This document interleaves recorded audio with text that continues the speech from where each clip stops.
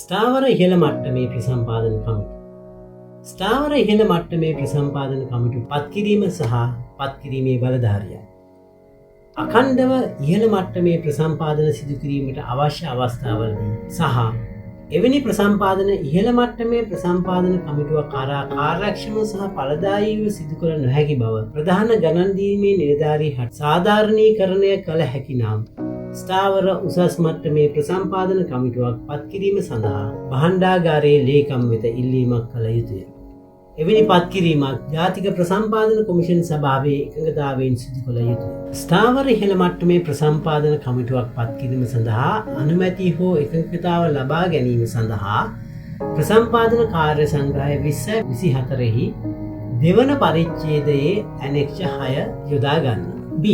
ස්ථාවර ඉහළ මට්ටමේ ප්‍රසම්පාදන කමිටුව පත්කිරීම සාධාරණීකරණය කළ හැක්කේ පහත් සඳහන් අවස්ථාවල. 1. පිරිවිතරවල සැලකුතු වෙනස්කම් නොමැතිව එකම ස්වභාවයේ භාණ්ඩ හෝ ද්‍රව්‍ය නිතර මිලගී ගැනීමට අවශ්‍ය වූ විට. 2.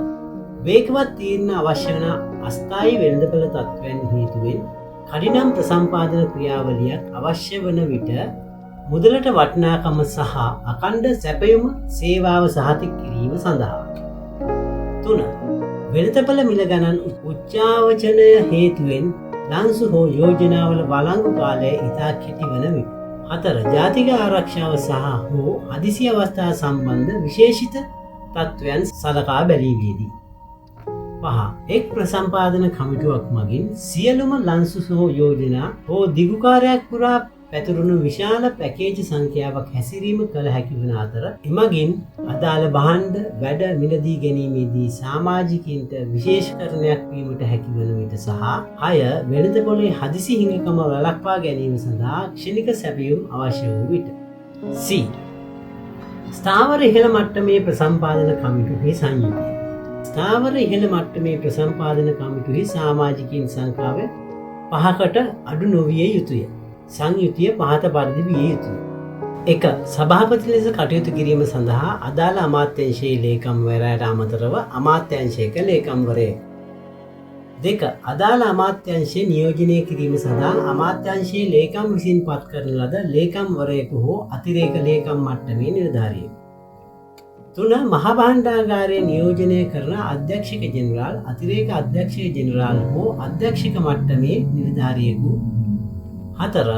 ප්‍රසම්පාදනය විෂය සහ අදාළ භාණ්ඩ හා වැඩවල වෙළඳපළ හැසිරීම පිළිබඳ දැනුමක් ඇතැයි සැලකෙන සමාජිකයන් දෙදෙනෙක්. D. ස්ථාවර ඉහළ මට්ටමේ ප්‍රසම්පාදන කමිටුහි අඛණ්ඩතාව සහතික කිරීම සඳහා විකල්ප සමාජිකයින් පත් කිරීම. ස්ථාවර ඉහළ මට්ටමේ ප්‍රසම්පාදන කමිටු සඳහා සමාජිකයින් පත් කරන විට භාණ්ඩාගාරයේ ලේකම් විසින් විකල්ප සමාජිකයෙකු පත් කළ යුතුය.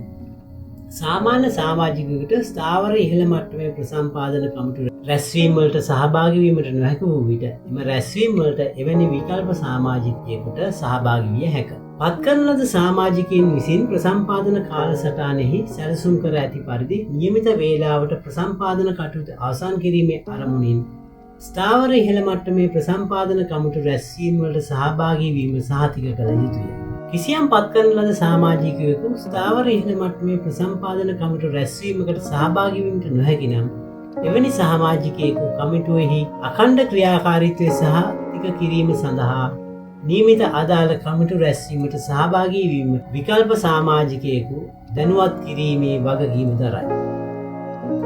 ස්ථාවර ඉහළ මට්ටමේ ප්‍රසම්පාදන කමිටු රැස්වීම වලට සහභාගී වන විකල්ප සමාජිකයා පත් කරන ලද සමාජිකයාගේ සම්පූර්ණ ධාරිතාවෙන් ක්‍රියා කළ යුතු අතර විශේෂිත රැස්වීම් සාකච්ඡා පිළිබඳව පත් කරන ලද සමාජිකයා දැනුවත් කිරීමට බැඳී සිටී. ස්ථාවර ඉහළ මට්ටමේ ප්‍රසම්පාදන කමිටු සඳහා ලේකම් ප්‍රධාන ගණන් දීමේ නිලධාරියා විසින් එක් ස්ථාවර ඉහළ මට්ටමේ ප්‍රසම්පාදන කමිටු සඳහා සමාජික නොවන ලේකම්වරයෙකු ලෙස නියෝජිතයෙකු පත් කළ යුතුය. සමාජික නොවන ලේකම්වරයා ස්ථාවර ඉහළ මට්ටමේ ප්‍රසම්පාදන කමිටුහි සම්බන්ධීකරණ සහ ලේඛනගත කිරීම සම්බන්ධ ක්‍රියාකාරකම් සඳහා වගකිව යුතුය.